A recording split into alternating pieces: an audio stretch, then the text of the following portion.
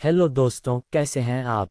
तो चलिए आपकी कुशलता की कामना करते हुए और बिना टाइम वेस्ट करे शुरू करते हैं आज की कहानी।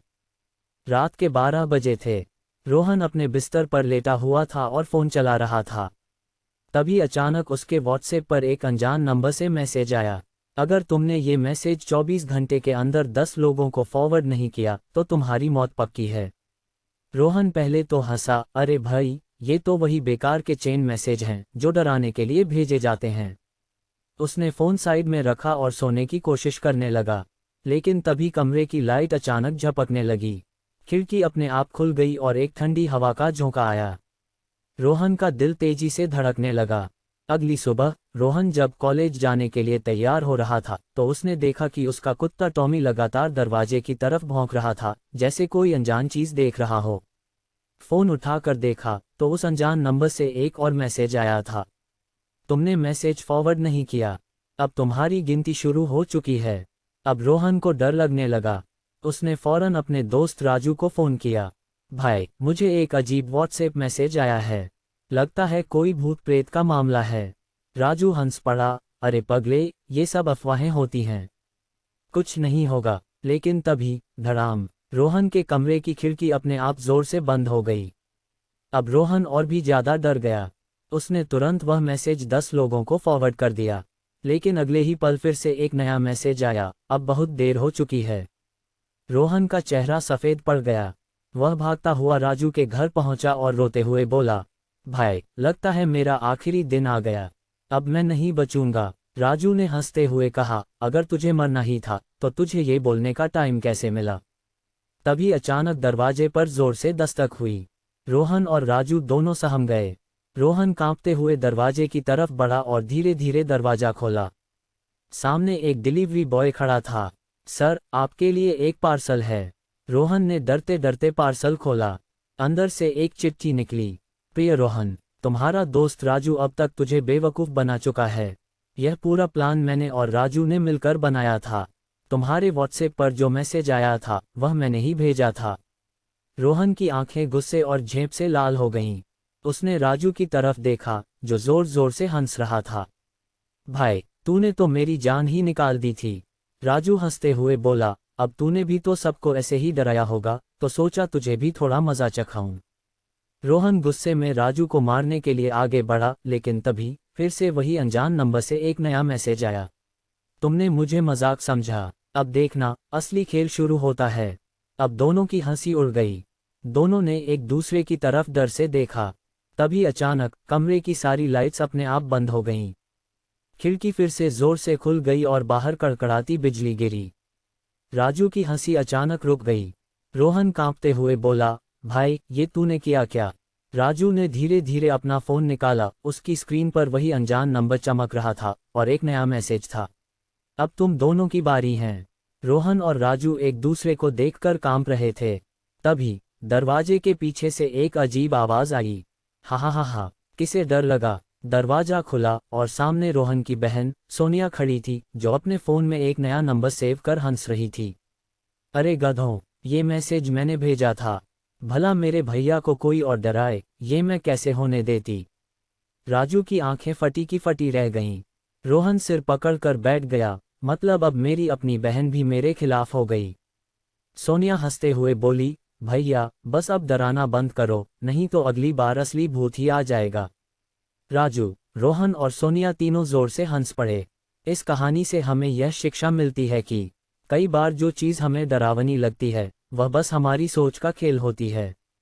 लेकिन हाँ, दोस्तों से मजाक करने की भी एक हद होती है, कहीं असली डर न बन जाएं। शहर के बीचों बीच एक पुरानी बिल्डिंग थी जहां पर गुप्ता इलेक्ट्रॉनिक्स नाम की एक छोटी दुकान थी। इस दुकान का मालिक रामलाल गुप्ता अपने काम के लिए जाना जाता था। मोबाइल रिपेयरिंग में उसका कोई तोड़ नहीं था। जो काम शहर में और कोई नहीं कर सकता था वह रामलाल कर देता था। मोबाइल की कोई सी भी गड़बड़ी या कमी वह झट से दूर कर देता था। इसलिए लोग बाग सब उसके यहाँ विश्वास करके आते थे। लेकिन रामलाल का एक सीक्रेट था, वो हर उस मोबाइल का डेटा चुपके से कॉपी कर लेता था जो उसकी दुकान पर रिपेयर होने आता था। रामलाल को लगता था कि वो बहुत होशियार है। उसकी यह स्मार्टनेस उसे और पैसे कमाने में मदद करती थी। वो मोबाइल मालिकों की सीक्रेट बातें और फोटोज देखकर कभी कभी उन्हें ब्लैकमेल करता था। शहर के लोग इस बात से अनजान थे। एक दिन रामलाल की दुकान पर एक अजीब सा ग्राहक आया। उसने काले कपड़े पहने थे, गले में मोटी सी सोने की चेन और आंखों पर काला चश्मा। उसने एक पुराना सा मोबाइल निकाला और रामलाल से कहा, भाई साहब, ये मोबाइल ठीक कर दो, इसमें मेरी पूरी जिंदगी की यादें हैं।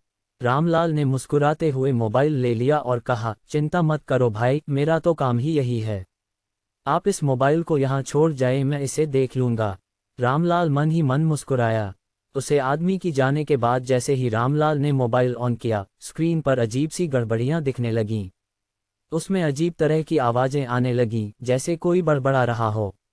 उसने ध्यान नहीं दिया और डेटा कॉपी करने की प्रक्रिया शुरू कर दी। लेकिन तभी उसकी कंप्यूटर स्क्रीन पर लाल रंग का एक मैसेज फ्लैश हुआ। अगर तुमने ये डेटा चुराने की कोशिश की तो तुम्हारी जिंदगी बर्बाद हो जाएगी। रामलाल चौंक गया। उसने सोचा कि ये कोई मजाक है। उसने उस पर ध्यान नहीं दिया और काम करता रहा। अपना काम खत्म करने के बाद रामलाल घर चला गया। लेकिन उसकी जिंदगी में अजीब अजीब घटनाएं घटने लगी।